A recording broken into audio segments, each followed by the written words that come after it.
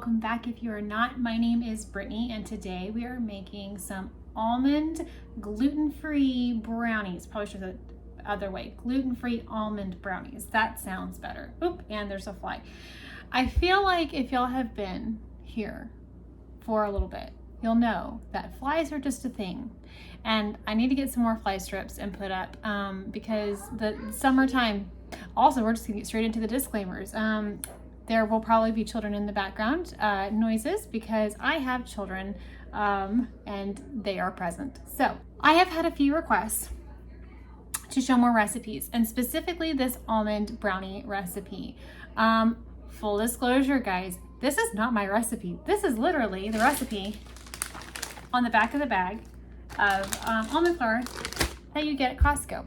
So if you just want to have the recipe and you are a Costco member, then you could just go buy the almond flour and you'll have the recipe. But if you want to watch somebody make the almond brownies, then I will do that for you. And we're also going to ignore all of my dishes that are sitting back there. I'm going to get to them after this. We're getting there, guys. It's so I normally make this Friday evenings. It is our dessert night treat for the week, and I make them every Friday.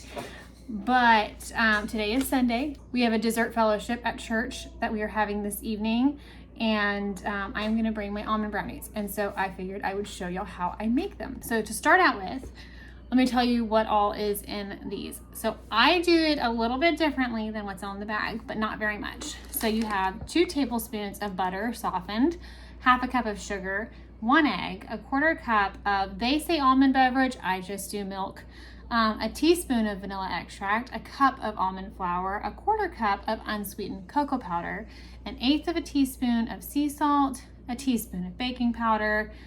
They say to put a 1/4 cup of chopped almonds. I don't do that because my kids don't do almonds, ironically. And then they recommend a 1/4 cup of dark chocolate chips. I use about half a cup of semi-sweet chocolate chips. And my kids all love my brownies. So I am going to flip the camera around and I'm going to show y'all how we make these brownies.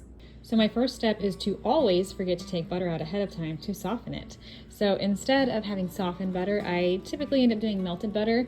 They still taste good. They're a little fudgier, which I actually like. So I don't melt them all the way. I melt it until it's half melted, half softened. And so then we're gonna put the sugar in, and we're gonna cream together the butter and the sugar until it's all combined.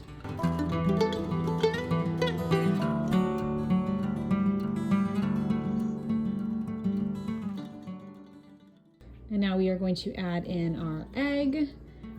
My chickens aren't laying consistently yet, and so we're still using store-bought eggs for the time being.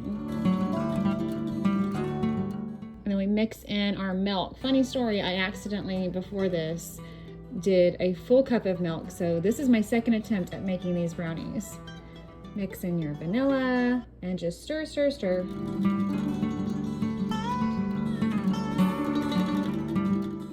Now we're gonna add our 1 cup of almond flour, our 1/4 cup of cocoa powder. And when you're mixing your liquid, you really want to use a rubber spatula because if you use a whisk of any type, it's going to get stuck and clumped inside of it. Our baking powder, I use this aluminum-free baking powder. I really like it. I'll link it in the description box. Some salt, and whisk, whisk, whisk, whisk, whisk. The only problem with this baking powder is you do get some clumps, and I think it might just be our humidity. It's very, very humid. Dry into the wet.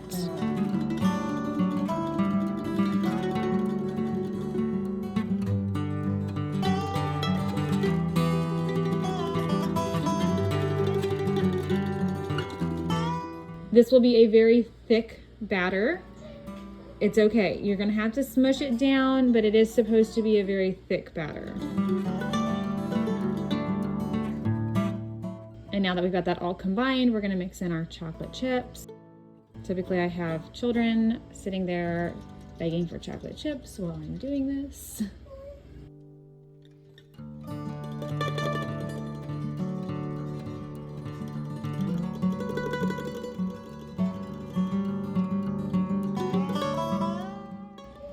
now we are going to line a baking dish with parchment paper. It just helps to keep it from sticking. It also makes it really easy to pull it out of the pan. And then we're going to spray it with avocado oil just to keep it from really sticking. Just really make sure we're not sticking here.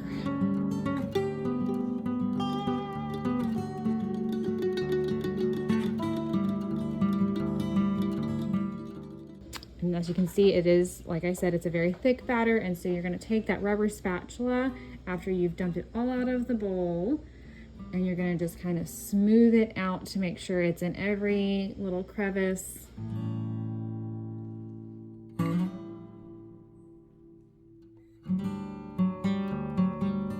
And then into the oven at 350 for 30 to 35 minutes. And now they are done, and they are so yummy.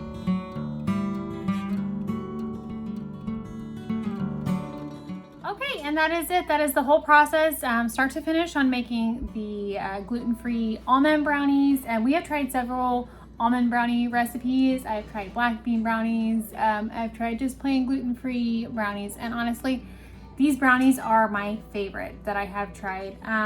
The other one that is good is that the Blue Diamond almond flour has a recipe on the back of their bag that is also good. But I just prefer these, and they use less flour, so they're less expensive. So that helps. So if you like this video, I hope you'll consider sticking around and subscribing. I do a lot of home-related content on my channel, a lot of homemaking, homeschooling, gardening, chickens, recipes, grocery hauls, that kind of stuff. So if that is of interest to you, I would love to have you join me here on YouTube. So with all that being said, I will see y'all next time. Bye.